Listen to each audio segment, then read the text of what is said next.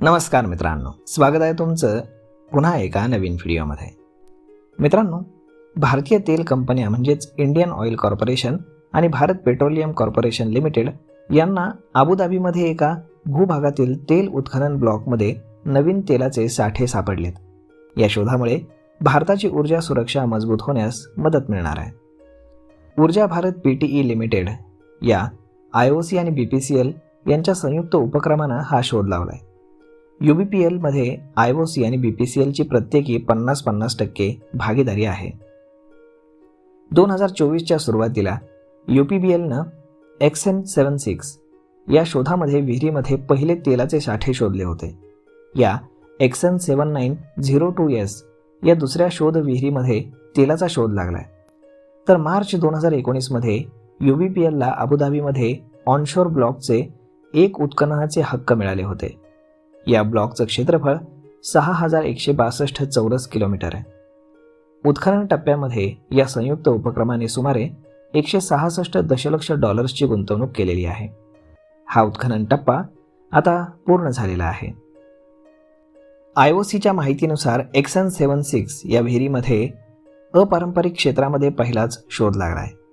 यशस्वी hydro fracturing या operations नंतर या विहिरीतनं अपारंपरिक तेलाचे साठे असल्याचं सिद्ध झालंय. तर दुसरा शोध XN7902S या विहिरीच्या चाचणी दरम्यान लागलाय. या विहिरीतून हबशान रिवायझर्स यामधून कच्चं तेल मिळालंय.